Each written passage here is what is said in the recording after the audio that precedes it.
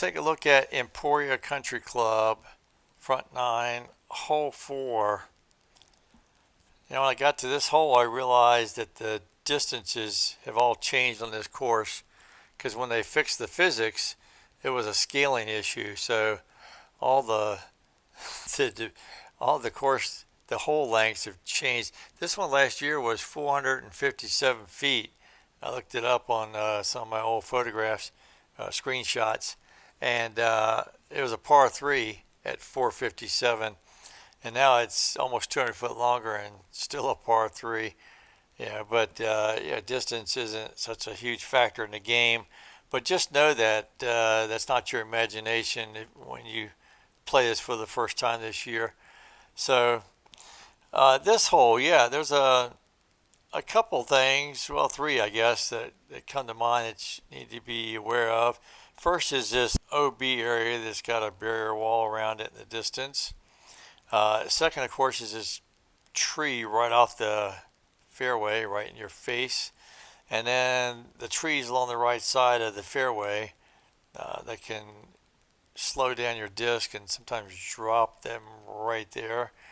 So I think yeah, there's a couple of discs I think that are probably optimal, uh, and that would be the turn glide rive and the turn skip rive with this distance now. And let's look at the turn glide rive first. We're going to slide to the left. I'm going to put the middle chevron at the end of that barrier wall, and then we're going to give this about disc and a half worth of anhyzer, something like that. See how this works out.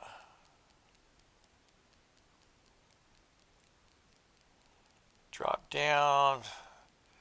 Okay, I lost some distance when I snagged that tree, but not bad. Let's try one more. Maybe I need to come up just a little bit. See if I can avoid smacking that tree.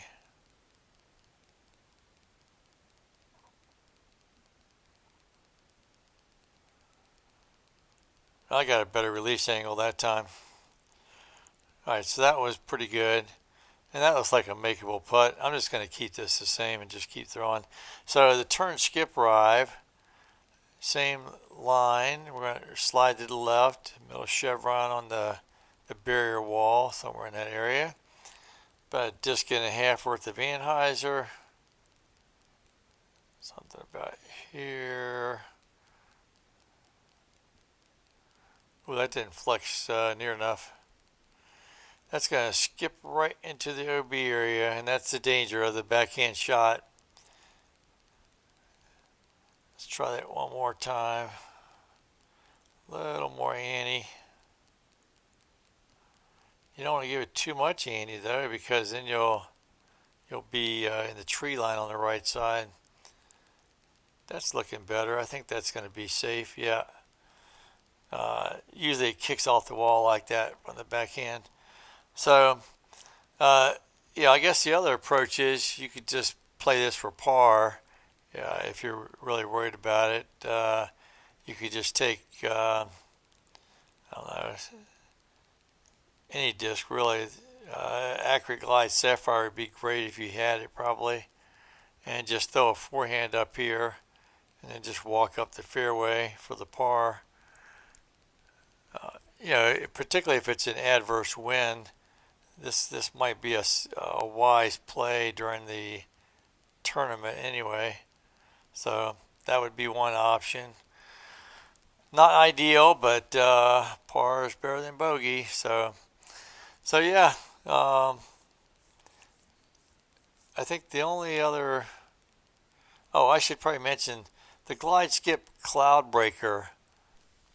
If you have it, and again, this is available for cash purchase only right now, but really straight disc. It's going to allow you to attack this pretty head on.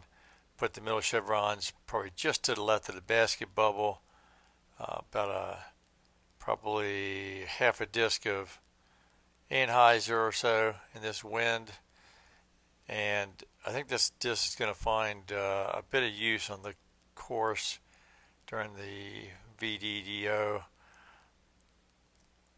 We're challenging that right side OB line a little bit, but very, very nice shot. You can see hardly any fade. So, yeah, that's I think going to be a workhorse, that and the regular windbreak glide cloud breaker. So, all right, hope you learned something. Hope you enjoyed it, and we'll see you around the valley.